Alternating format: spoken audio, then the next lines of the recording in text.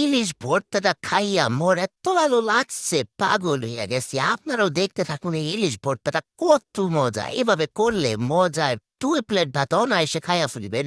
প্রথমে মাছটা ভালোভাবে কেটে লইছি, তারপরে এতে সির কইরা চাকু দিয়ে কেটে লইছি যাতে মশলাটা ঢুকে। এরপরে থেকে নাড়ি বুড়ি বাইর করে লইয়া এটা আমি সুন্দর করে পরিষ্কার কইরা লইছি।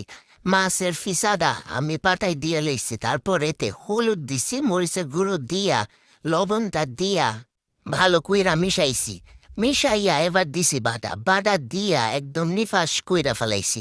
দেখতেই পারতাছেন অনেক কাটা ছিল, কাটা কিছু ফালাইও দিছি, আবার কিছু কাটা বাটা দিয়া সব কিছুতেই নিফাস করে ফেলাইছি। এরপরে পেঁয়াজ আর মরিচ দিয়ে নিছি, তারপর এইটাও পাটায় বাইটে নিছি। এভাবে বাটা ভর্তাটা কিন্তু অনেক ভালো লাগে। তারপর এটা আমি একটা প্লেটে তুলে নিতেছি। এবার পালা এটা ভাজার। এরপর একটা কড়াইয়ে তেল দিয়ে এতে জিরা দেয়া লইছি, তারপর এই বাটা ইলিশটা এতে দিয়ে দিছি। দেওয়ার পরে কিন্তু নাড়াচাড়া কইরা এটা নামায় লইছিলাম।